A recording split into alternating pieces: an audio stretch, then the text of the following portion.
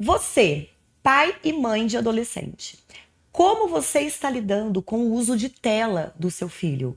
Você tem regras, limites? Você sabe o que ele está consumindo de virtual? Eu sou a Mariane Barusso, psicóloga, trabalho com jovens há 25 anos, também sou mãe de adolescente.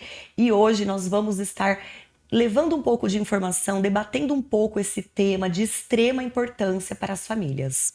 E eu sou a psicóloga Gabriela Medeiros, trabalho também com os jovens dentro de escola, atendimentos clínicos. E esse, Mari, é um assunto que, por mais que a gente vê escancarado aí na internet, a gente percebe que os pais sentem muita dúvida, né? Eles têm essa dificuldade, na verdade, de colocar esses limites. Então, se a gente perguntar hoje para os pais, você tem o acesso do celular do seu filho? Você consegue identificar tudo que ele está fazendo? Existe algum aplicativo ou algo que você consegue ter esse monitoramento? Então, é algo que os pais, às vezes, eles ainda têm um pouco de resistência em relação a essas questões, né? Sim, e ficam um pouco perdidos, né? Porque não tem uma regra, né, Gabi? Ai, o ideal é permitir tantas horas. Eu acho que é muito particular de família para família, né? Cada família com a sua rotina, cada família com a sua ideologia, né? Com o que é muito particular. Então eu penso assim, dentro da rotina do jovem, tem que ser a prioridade as atividades escolares, né? E as responsabilidades que tem ali dentro da casa, né? Tarefas domésticas e as atividades extracurriculares. Então a gente tem que mostrar para o jovem o que é prioridade, para ele entender que as telas vai ser um momento de relaxamento, de lazer e uma gratificação depois de ter feito o que é prioridade. Né? Então eu acho que isso já dá um pouco de norte para as famílias, né? Se organizarem. Outro dia eu ajudei a minha paciente adolescente a montar um cronograma, uma rotina de estudo, porque ela estava com dificuldades de atingir a média, e isso estava abalando diretamente a autoestima dela. E aí, como que a gente pensou? Ela estuda de manhã, aí ela chegava da escola, almoçava, aí ficava 1 hora no celular relaxando um pouquinho. Depois ia estudar para a prova da semana. 2 horas. Depois ela tinha o horário do inglês. Chegava do inglês, ela tinha mais 1 horinha para mexer no celular, como uma gratificação depois de ter feito as tarefas obrigatórias, né, as prioridades. Depois ela tomava banho, jantava e ia dormir. Então a gente colocou por escrito essa rotina e cada dia eram algumas atividades diferentes, né, as atividades extracurriculares, e sempre tinha o horário de mexer no celular, né? Então, não tem como a gente tirar, né, esse acesso da tecnologia, do virtual, porque é a vida atual, faz parte, né, da vida atual. Eu, inclusive, estou até fazendo um curso de inteligência artificial, quando eu imaginei que eu fosse fazer, né? Então, a tecnologia veio para ficar na vida de todos nós. E não tem como tirar dos nossos filhos adolescentes. Mas a gente tem que organizar dentro da rotina da família. Né, Gabi? E até porque, assim, esse acesso vai existir, mas claro que a gente precisa lembrar que o adolescente, ele está em formação, ele está em desenvolvimento. Então, ele é muito curioso, ele vai querer buscar, pesquisar assuntos que às vezes ele tem curiosidade a mais para saber, que ele ouve de algum lugar ou que ele vê em algum lugar. E aí, o que a gente precisa pensar sobre isso? Que existe um adolescente que ainda é imaturo, que ainda não sabe de todas as malícias, de tudo que a internet pode trazer, né, trazer de impacto na vida, né? Eu falo muito para os pais quando eu trago esse assunto, eu pergunto assim para eles: você deixaria o seu filho no meio de uma praça pública sozinho e essa praça esteja lotada de gente? Você deixaria? Não, né? Mas é isso que os pais fazem quando deixam o seu filho solto na internet, sem monitoramento. Então, ele pode até estar dentro da minha casa, mas se eu não souber o que ele está vendo, o que ele está fazendo, ele vai estar vulnerável a muitos perigos que a internet traz. Exatamente. Né? E o adolescente, ele sente que ele sabe se proteger. Mas, na verdade, como você disse, ele está em desenvolvimento, né? Ele sabe se proteger até certo ponto, alguns mais, outros menos. Então, a gente também, a família, é dever orientá-los sobre essa aprendizagem de se defender. Então, por exemplo, não acreditar em tudo que estão falando, né? Não conversar com pessoas que não conhece, porque é muito fácil mentir a idade, mentir o sexo. Existem também os jogos virtuais, né? O Minecraft, tem vários jogos que eles conversam com crianças, com jovens do mundo inteiro, falam até outras línguas, e é muito fácil predadores, pedófilos, acessarem os nossos filhos através desses jogos e através também de redes sociais. Então, é também dever da família conversar sobre esses perigos, porque existe o mal, existe o predador.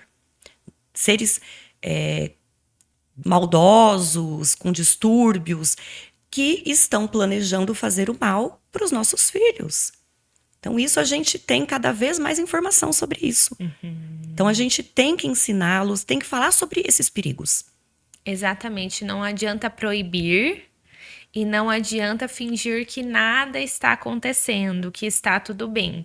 Porque, querendo ou não, o que a gente acessa enquanto adultos hoje é diferente do que o adolescente acessa.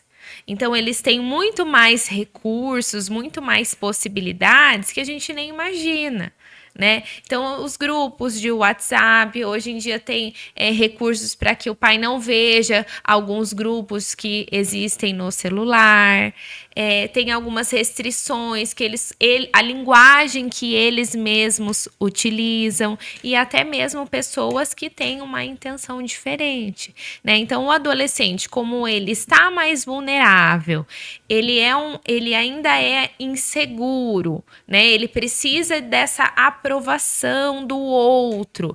Então, se ele autoafirmação. Isso, então, se ele encontra alguém na internet que acolhe, que vai tratá-lo bem, elogiar, que vai elogiar.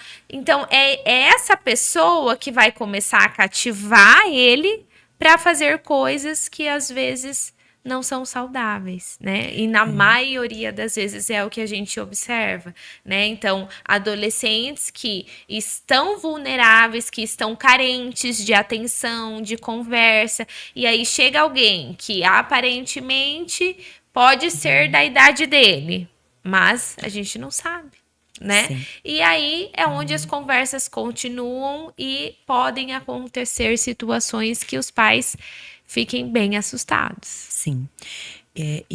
Lembrando que o adolescente, na maioria das vezes, ele tem uma autoestima baixa. Então, é muito fácil, e é nesse ponto que esses predadores vão. Então, eles elogiam, eles reforçam ali alguma questão do corpo, da personalidade. Esses abusadores, eles iniciam um vínculo de confiança com as vítimas. Então, eles seduzem e elogiam, criam esse vínculo para depois entrarem em ação, né, e fazer o mal para os jovens e para as crianças. Então, são assuntos que, antes da internet, às vezes os jovens perguntavam para os pais sobre bebida alcoólica, droga, sexo. Dificilmente, mas perguntavam. Porque são assuntos que nunca foram muito abertos, que as famílias nunca abriram muito. Hoje, com acesso à internet, eles não perguntam. Eles vão lá e digitam no Google. Todas as dúvidas que eles têm. Sim. Né? Então, são assuntos tabus, que as famílias têm dificuldade de estar falando sobre, que os filhos não perguntam, mas eles são curiosos sobre tudo isso e eles estão pesquisando pela internet. E a gente digita lá, vamos supor, sexo na internet. Imagina tudo que vai aparecer ali. Então, às vezes, é importante a família se antecipar. Eu falo assim, se o filho pergunta alguma coisinha ou faz alguma observação sobre sexo, sobre o álcool, sobre drogas, é a fase de abordar esse tema, de conversar abertamente, sem julgamento, sem dando bronca, mas levando informação para que ele se sinta à vontade de falar sobre isso sempre que ele tiver uma curiosidade ou uma necessidade relacionada a esse assunto. Exatamente. E uma forma, assim, eu acho que uma dúvida também que os pais têm é de que forma, né? De que forma eu posso monitorar sem proibir? De que forma eu posso conseguir acessar e orientar de uma forma eficiente o meu filho para que ele realmente entenda que aquilo que está acontecendo é grave ou que tem situações que são de fato muito perigosas, né? Então, o cuidado que as famílias têm, claro, que a gente sempre frisa, né, Mari, para os pais, a questão do diálogo. Porém, nós sabemos que tem adolescentes que não conseguem conversar com tanta facilidade. E eu falo que o diálogo é uma construção desde lá de pequenininho, né? Exatamente. A gente vai construindo isso, mas nada impede de isso ir se desenvolvendo com o tempo, né? Mas o diálogo sobre esses assuntos é extremamente importante. Porém, os pais também podem ter ferramentas que auxiliem esse monitoramento, né? Porque o adolescente, ele pode ter acesso, mas de repente ter algumas restrições. E qual é o momento de colocar, por exemplo, uma restrição no celular? Quando eu preciso saber que não, o meu filho não está dando conta sozinho de gerenciar tudo aquilo que ele está vivenciando no celular. Sim, mesmo porque hoje os pais trabalham, né? As mães, a maioria das mães estão fora o dia todo e dificilmente conseguem estar ali monitorando o tempo, monitorando o conteúdo. Mas hoje existem aplicativos muito bacanas para auxiliar as famílias. E existem também momentos de você estar monitorando lá pelo seu celular. Né? O Family Link é um aplicativo bem bacana, porque as famílias colocam desde o tempo que o filho vai estar usando de tela até vendo a localização onde ele está. Então é muito legal, até porque os jovens, os adolescentes, eles já têm uma autonomia de andar de Uber, de andar de patinete, de ir nos compromissos extracurriculares de bicicleta. Então é uma forma também de estar monitorando. Só que, claro, isso tem que ser com o conhecimento do jovem. Tem que ser conversado sobre isso e a família explicar que está colocando esse aplicativo não é para investigar a vida dele, controlar a vida dele. Não, é para proteção, é para saúde mental dele. Porque a gente sabe que cada vez mais vem pesquisas comprovando os prejuízos do excesso de tela, do excesso de tecnologia para agora adultos, jovens, adolescentes que tiveram acesso desde pequenininho. Sim. Então hoje a gente vê já comprovações científicas sobre isso, até transtornos como ansiedade, transtorno de déficit de atenção, hiperatividade e ansiedade. Nunca nós vivemos um momento com tanto uso de medicação psicotrópica em crianças e jovens. Aí a gente percebe que isso já é a resposta de uma geração que teve o uso de tela em excesso, desde pequenininho, desde bebê, muitas vezes. Mas lá no início ninguém sabia, né, que poderia fazer mal, ninguém sabia das consequências, né? Era o início dessa vida tecnológica, né? O que você pensa disso, Gabi? Hoje o adolescente ele tem muito mais acesso, as crianças também, né? Não só crianças e adolescentes, mas os adultos também estão imersos dentro da internet, né? Então, às vezes, é uma questão que a gente fala do adolescente, mas a gente precisa parar para pensar assim, e os pais, né? Será que os pais também ficam o tempo todo no celular? Sim. Né? Eu alego que eu estou trabalhando, mas eu trabalho o tempo todo, eu alego que eu estou vendo uma notícia importante. Então, o adolescente, ele começa a comparar, a se comparar, mas por que você pode e eu não posso? Sim. Né? Então, é algo que essa nova realidade ela veio para ficar e cada vez mais a gente vai ter situações mais atualizadas, né? A gente precisa aceitar esse momento, mas a gente pode organizar ele de uma forma que fique saudável, né, Mari? Sim. Porque lembrando que o filho, né, a criança, o adolescente, ele vai ter o comportamento que ele está vendo. O exemplo, a referência. Não adianta eu falar algo e fazer diferente. E não adianta eu querer impor limites no meu filho se eu não tenho limites. Sim. Né? Então, eu tô trabalhando. Sim, a gente trabalha bastante ali. Pelo WhatsApp, pelo celular. Só que aí eu tô jantando, eu tô trabalhando. Eu tô, depois da janta, ali no momento de socialização com a família, assistindo uma TV e tô ali no celular. E os jovens relatam isso na clínica, na psicoterapia. Né? Eles se queixam. Sim. E o meu pai ou minha mãe, eles não saem do celular. Então, eles se queixam. E eu acho tão bacana que quem está com um bebezinho novo hoje, eu tô com uma cunhada que ela tá com um bebezinho de 8 meses, né, minha sobrinha. E olha, eu achei tão interessante. Então ela estuda muito, ela tá se preparando para dar o melhor dela para essa bebê. Então hoje, como já tem essas pesquisas que falam dos prejuízos da tela, quando eu mando mensagem para ela fala assim: desculpa, eu demorei para responder porque eu evito estar no celular na presença da bebê. Eu achei tão bacana. E é exatamente isso. Porque se o bebezinho tá ali vendo a mamãe o tempo todo na tela, ele vai registrando isso como uma referência, como modelo comportamental. Sim. E aí, como que depois a mãe vai colocar limites? Se ela não tem. Então, ele já vai introduzindo esse contexto, né? E ali aprendendo que a vida é aqui, a vida é tela. E eu achei tão bacana. Ela, então, está se monitorando para não ficar na tela na frente da bebê. E eu falo assim que uma forma muito legal e um recurso que a gente tem para a gente identificar, né, qual que está sendo o tempo de uso, é olhar até no celular, né? Quanto tempo que eu estou destinada, que eu estou gastando no meu dia. Verdade, tem esse feedback isso. A gente consegue ter no isso, celular. Né? Então, uma questão de reflexão pra gente, né? De como a gente pode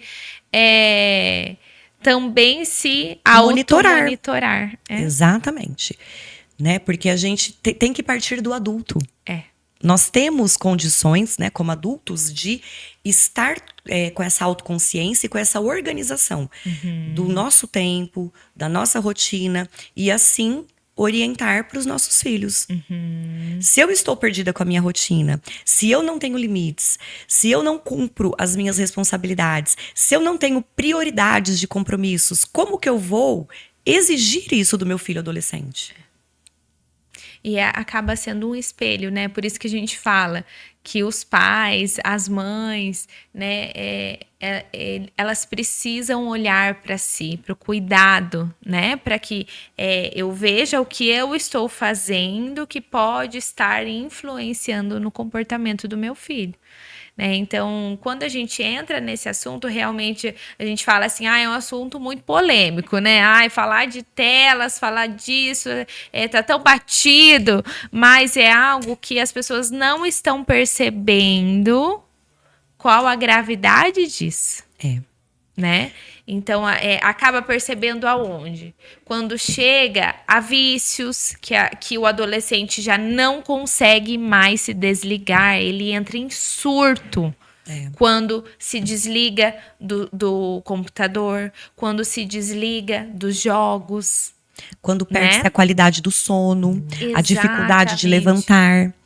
E quando desenvolvem os sintomas de ansiedade, de depressão, de falta de atenção, que hoje é o que a gente mais vê nas escolas, principalmente você que está ali diretamente com os jovens, né, na escola, é isso que está hoje mais presente. Aí já tem que fazer acompanhamento com o psiquiatra, entrar com medicação. Então, assim, a gente tem que pensar que existem medidas preventivas para não chegar nesse ponto. E lembrando que toda família tem acesso a informações. Toda família hoje pode estar tirando as suas dúvidas, ou através de programas que levam informação para pais de jovens como esse nosso, né? Ou profissionais que trabalham com essa faixa etária. E tem que se informar, a gente tem que se preparar para dar o melhor da gente para o nosso filho. Porque a chance é curta, é pouco tempo que a gente tem para investir na formação desse filho. É pouco tempo, depois acabou, ele vai se tornar adulto, aí não tem mais o que fazer. Exatamente. Então, assim, esse investimento precisa existir, né? E quando começar, né? Hoje, às vezes, também os pais falam, tá, mas quando que eu posso dar um celular para o meu filho? Com que idade? Que hoje, às vezes, tem crianças ali de 7, 8 anos que já tem o seu próprio celular. Até, né? até antes, até né? antes, mas pensando nesse processo, que é importante a gente identificar e orientar, né? O adolescente, ele precisa ainda de monitoramento. É muito importante que os pais entendam isso, que é uma fase que eles são muito curiosos. E a curiosidade vai levar para assuntos que vão além do que a gente está acostumado. Sim. E ainda não desenvolveram a autorresponsabilidade, autoconsciência e dificuldades ainda de se autoproteger. Exatamente. Então é isso, né, Mari? O papel da Mari? família aí é fundamental. Exatamente. Então, os pais cientes desse perigo que existe, tendo esse monitoramento e conversando é o que vai ajudar muito nessa fase também. Não existe receita quando se trata do ser humano. Exatamente. Mas existem medidas que a gente já viu que deu certo, né? Que deu certo em muitas famílias. Então, a gente tem que ir por esses caminhos. Sim. Tá bom, pessoal? Espero que tenham gostado. Até o nosso próximo episódio.